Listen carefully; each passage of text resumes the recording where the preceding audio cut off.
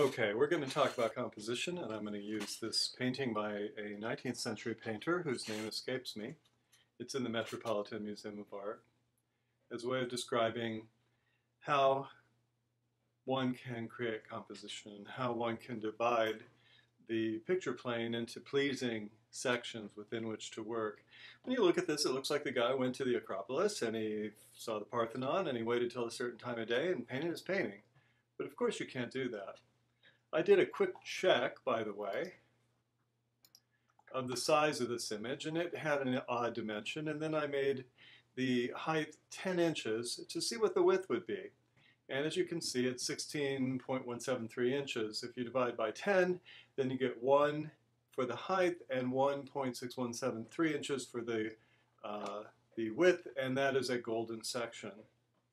Most of these composers of this time period, the 19th, 18th, and 17th century, are going to work along a golden section. It's a ratio. And it's 1 to 1.6, or it's approximately 9 to 6. There are other ways to describe it, but we're just going to assume that we know what our ratio is here. First thing I'm going to do is throw a red diagonal across it. Once I do that, I can scale this any way I want. In other words, I can take, let's see, I'll pull up a new layer. I can take a red brush and I can start at any point. Let's start. Notice how this diagonal hits right here on this corner and it kind of crosses this corner and it's close to a couple of other things. Let's just see what the smaller golden section is going to be. I'll pull down like this, and then I'll pull across and see if I hit anything. And honestly, I hit this corner here. So these are all related to the actual size of the picture. Everything in this picture has a relationship to this golden ratio, to this what was considered a perfect ratio. Even the subject, the Parthenon, was built along this ratio. It's considered one of the most perfect buildings in Western architecture. So let's see, let's get rid of that little golden section. Although it's interesting, we can see if anything else lines up and so on and so forth. But for now, let's see how a golden section is actually built. You essentially develop a square, and then you take a diagonal measurement.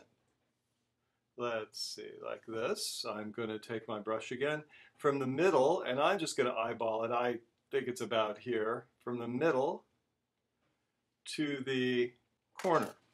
So I'll do this a better way. You could just barely see that. There we go. And what I'm going to do with this diagonal is I'm going to drop it down on an arc, and it's going to hit exactly here. And the ratio of this length to this length is what we're talking about, and that can be extrapolated into a rectangle. So let's get rid of that mark for now. So I have my square, and what this allows me to do is create a perfectly placed horizontal. Right now I have a perfectly placed vertical, creating contrast. This rectangle is smaller than this square, but let's fix it a little bit better. So what I'm going to do now is I'm just going to pull horizontally from that intersection with the diagonal. And what I end up with are 4 sections, and this is considered the height of aesthetic beauty in terms of a painting. If we look carefully, we can see that a few things are lining up along this horizontal. Not much to speak of at this point, but it's a start. It's getting us along this particular part of this back end of the Parthenon. Our square is running right from the apex of the Parthenon, right down that column, right next to this bit of ruin. It's got landmarks along it. You can make further divisions of this space into smaller golden sections by dropping a diagonal here on this smaller rectangle, and where it intersects my perfect horizontal, I'm going to switch to white, a white brush now. I'm just going to pull a vertical like that. And this is yet another golden section. I'll add my red diagonal back to it, and where this intersects, I can pull a horizontal.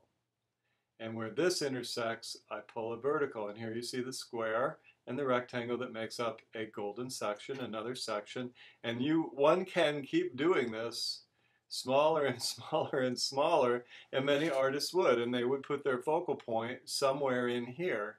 You can see that our artist has put a large part of his first area read, that is the brightest bright, the highest contrast blue in the background, kind of a yellowish orange, the foreground, complementary contrast, very light, a little bit darker, right here in this square, and there's no mistake about that. Notice again that the diagonal cuts right across this column, exactly across the corner of this front column. It cuts exactly at the bottom of this, I guess you would call it the nearest column of the Parthenon, precisely. And look how, if we follow that diagonal down, we see it running across these ruins, these broken pieces of rock. Don't mistake this. This isn't accidental. The fact that this line of this block is parallel to this diagonal is not a mistake. What these guys would do is they would go and they would hang out in Greece. They would make a lot of drawings, and they would spend 2-3 months there, and they would go up to the Acropolis every day, and they would draw everything in sight, and they would make notes about color, quite specific notes. They knew what colors they were going to need to mix once they got back to their studio, and then they would go back to their studio, and they would use these notes to compose the picture. I had a friend said, you know, I've been there, it doesn't really look like that. And I said, well, it's over 100 years old. And he said, yeah, but it doesn't look like that exactly. And I'm sure he's correct. I'm sure that the shadow never quite fell in the afternoon exactly across the Acropolis in this particular fashion. I've seen models of the Acropolis from that time period. It's not like this. This is sort of an idealized view of things, and he's composing in an idealized manner. And this was what they did at that time. I think I took, at one point I took another square and made a secondary vertical golden section, which got me to the top of this column, but we're going to look at some other things first.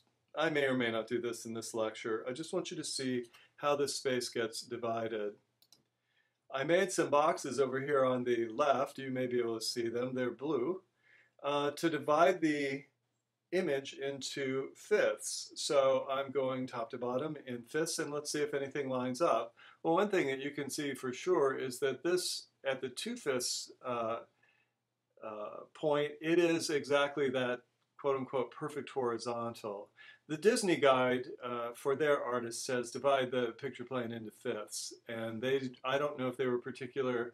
I think they were fairly particular about format because of the format of their films, but they wanted everything divided into fifths, and let's find out why.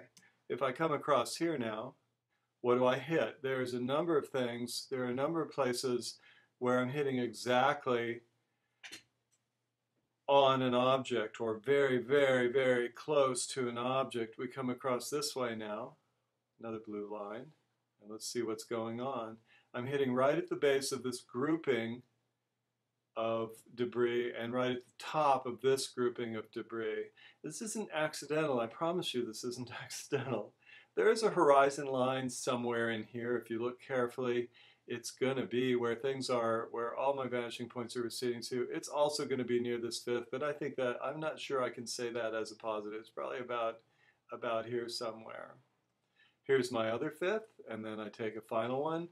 And look, it runs right at the very exact top of this fluted column, the front corner of the Capitol, and where it intersects with the diagonal, that is the edge of the Capitol, and so on and so forth. Once again, I'll remind you, these are not accidental measurements. These are quite purposeful. If I take fifths in a different direction, and come from the top down, notice again, it hits exactly on that square. It hits exactly in this particular place. And if we take this fifth, this the one furthest to the right, and pull down, you can see how, again, it intersects precisely at this point, and these columns are sitting neatly within that 1/5 margin. I've got a couple other things. For example, if I drop from this corner in a golden ratio and pull it over, I'm going to hit here on this column. In other words, if I come through, oops, didn't do that right. If I were to create a little golden ratio right here, down like I did before, and across, and then continue that across, I hit right on this column, as I said. So there are a lot of interesting measurements here that are occurring because of the golden ratio, and because what we're trying to do is keep everything aligned, related to the picture plane itself. So I have 1/5 that's encapsulating these large columns. I have another that's getting this half of the Parthenon. Here's the 5th. I get another one right here, comes straight down. And again, you can see how it runs right along the edge, more or less right at the edge. And these measurements were estimates. They're not perfectly calculated, but I'm right at the edge of the building. And then I take my first one and pull it down and see what I get. Again, I'm encapsulating this back lit edge of the building, or the separate part of the temple. I noticed something else as I was doing this. If I run a line, let's make a new color. I think we can see yellow. We'll find out. If I run from this bottom 5th to this perfect horizon, or this perfect division here, this perfect horizontal, what I'm doing is I'm running right along the shadow, if you notice. It's very, very close. Now, they weren't always going to be mathematically precise. There's analytical division of space, and then there's sort of a synthetic division of space. And you do want to keep it organic, of course. But in the doing of this, I was very impressed when I noticed that there was a pictorial sense to everything that was going on in this painting. Let's do another diagonal now. We're going to come from this top edge across to the lower right. And let's see what we hit. You can see the middle of the painting now is right here. Right where this nearest fluted column hits the stairs that go up to the temple. Let's see what else is happening. We're hitting right here on this column. And we're kind of hitting at this intersection of the back and the front. So there, again, I think it's undeniable that we're hitting several things. If I try this experiment, let me see if I can do this again. If I run a line simply parallel, I'm going to try to eyeball this, just parallel to that line. And what happens, first of all, it runs right from the corner of this object across the one figure in the painting, and if I continue this, it's going to hit exactly at the back edge of the Parthenon. So all of these, everything in this, including the debris, is planned. We can look now at the entirety of this. Oops, I'm going to do it this way. And we can see this as an abstraction, a way of thinking about a division of space. You can do it with or without golden section. You'll notice that the rule of fifths is very effective. And so once we have that, we can start thinking about dividing space in a different way. So I'm going to grab a new color. I'll go back to red here. And then if I want to, I can start thinking about a framing element. And I'll just frame it straight across here. Framing elements are dark or light elements that create sort of a frame for your image. Many people do this randomly, and what I'm going to tell you is it doesn't have to be random, and you're probably a good deal better off if you don't do it randomly, if you do it with purpose. So I'll put another framing element up here. And now what I have to do is put in lights and darks. I'm going to use my grid, I'm going to use my designs, my composition, and I'm going to start painting with just black and white, which is what you're going to do. We're going to set up several little problems, and I'm going to ask you to do certain things in your composition. And I want to keep in mind the notion of working with the golden section, which is 1.6 to 1, or you can make a 10 by 16 inch document, or roughly 9 to 6. You can do that with, 9 by 6 inch document, or you can extrapolate that into pixels or whatever. I hope that you'll look carefully at images in the future and just think about how their spaces are divided and what it is that's occurring with these spaces and how things are put together. I think it'll be fun for you. I think there's huge advantage for you in doing this, and this is how we think about an abstract composition.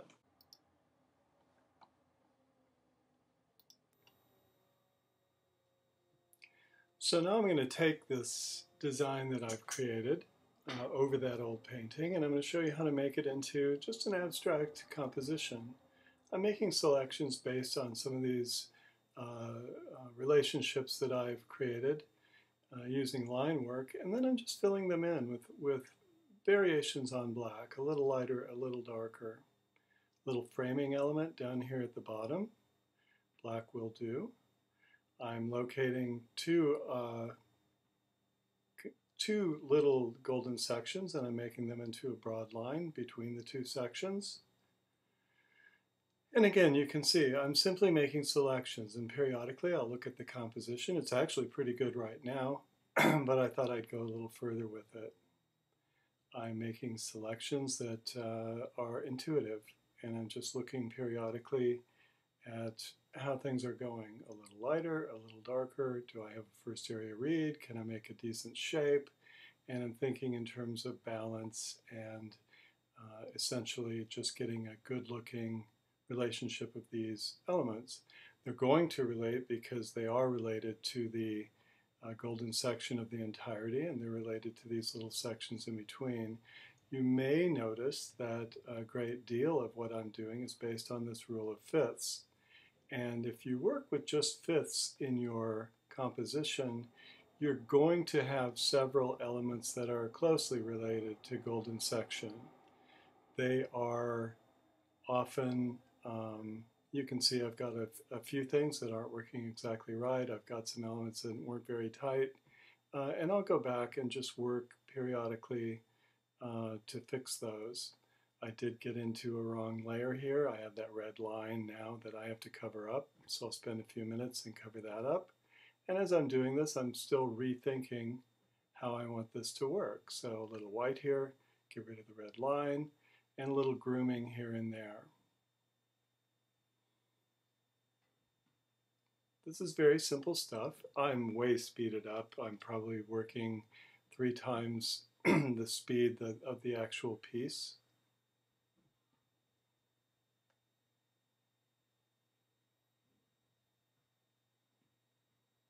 And here again, just simply fixing things that looks a little odd to me. Looking at the entirety of my grid system, seeing how things are lining up. Does it suggest any new things to me? Something that I might embellish a little bit. So I'm just working along these grid patterns and golden section patterns that I already had in there and seeing if I can make them function a little better. Had a little problem with Photoshop in the middle. You'll see a few dialog boxes come up. That's no big deal. Happens to everybody.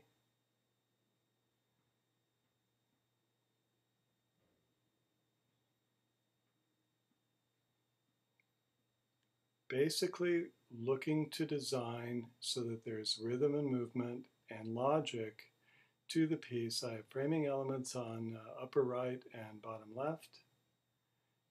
And I'm just creating divisions of space that make sense to me. Or you could say just look pretty. When you do your color versions, you can use a black and white version and simply add color to it, or you can make an entire version that's just color, and that'll be 2 colors, no more than 2. This is a hard round brush, and I'm using the trapezoid lasso to make good solid selections, so there's nothing really ambiguous. I noticed that my first area read looked too much in the center of the piece, so I'm adding to that, and I'm trying to create some movement off the center into that little golden section box that we talked about earlier. And now some line work, because I thought it would be pleasing and it would add a little continuity to what I was doing. A little bit more. And I'm starting to get something that I'm fairly satisfied with. Again, I'm working intuitively. I'm trying to keep things balanced. I'm trying to make something that looks appealing. Grab that little section and get your vision a little bit removed from the dead middle of the piece.